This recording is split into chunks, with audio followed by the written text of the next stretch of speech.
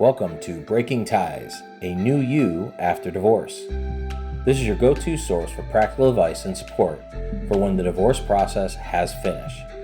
Join us each weekday for a quick chat where we'll cover a variety of topics related to post-divorce.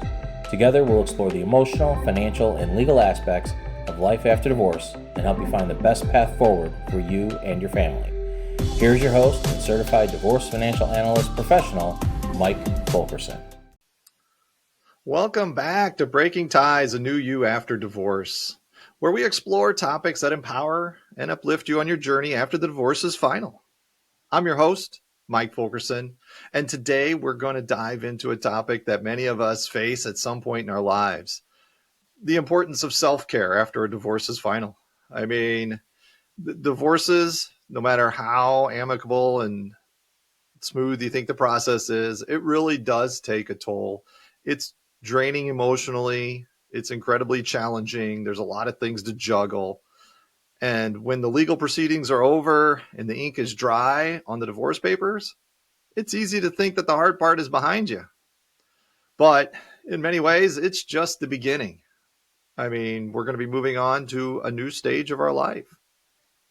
So first and foremost, it's crucial to recognize that it's entirely normal to experience a roller coaster of emotions after your divorce. I mean, I experienced them after my divorce. Everything from, relief, sadness, anger, confusion, heck, sometimes all at once. Self-care during this time is not a luxury, but a necessity. It's important to take care of yourself. Now, what does it look like, when it's all said and done after divorce? So let's just go over 4 areas real quickly on different self-care. The first part is emotional healing. The emotional impact of a divorce can be profound. Most of us don't get divorced because it's a good thing. It's very difficult. And it's important to give yourself permission to grieve, reflect, and heal. I mean, depending on the length of the marriage, it could feel like the marriage itself was someone you lost. And that's okay. You don't want to bottle up your feelings. You want to allow yourself to process and express them in healthy ways. Some ideas would be journaling, mindfulness, meditation, definitely are all helpful tools. Second part of self-care is more your physical well-being. Physical health is very closely tied to your emotional well-being. However, you want to maintain good physical health because that keeps everything moving every day, especially if you have kids. You want to be in your top-notch shape. So you want to prioritize regular exercise. Make sure you're eating well, even if you slipped a little bit during the divorce, that's fine. But you want to get back to a normal eating habits. And then also adequate sleep. So physical activity will also be a way to boost your mood, relieve stress, while the nutritious diet and sufficient rest can improve your overall well-being and just your feeling of how you feel that day. So number 3 is really like rebuilding your identity. A divorce often leads to significant shift in your identity and life roles. Embrace the opportunity to rediscover who you are. Take some time to reconnect with your passions and hobbies and interests that may have taken a back seat to the marriage.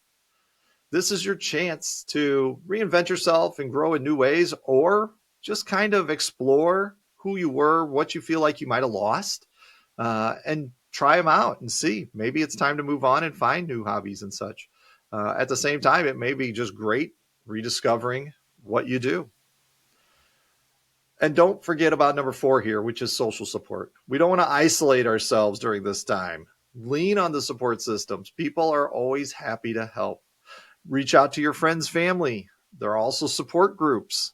They can provide emotionally valuable support and companionship. It's okay to ask for help. Not everybody thinks you're going to be able to get through this on your own. And so feel free to ask. In the end here, self-care after divorce is about acknowledging the importance of self-love and self-compassion. You want to recognize your own worth and embrace the journey of healing and self-discovering as you move on. Remember, there is no set timeline for how long it takes to heal, go through the process. Each person's journey is unique to themselves. Be patient with yourself. Don't rush the process. Let it flow. Healing after divorce is not a destination, but a continuous path of growth and self-discovery. So find something that fits into your routine. It'll work best for you if it flows in your day. I want to thank you for joining Breaking Ties, a new you after divorce.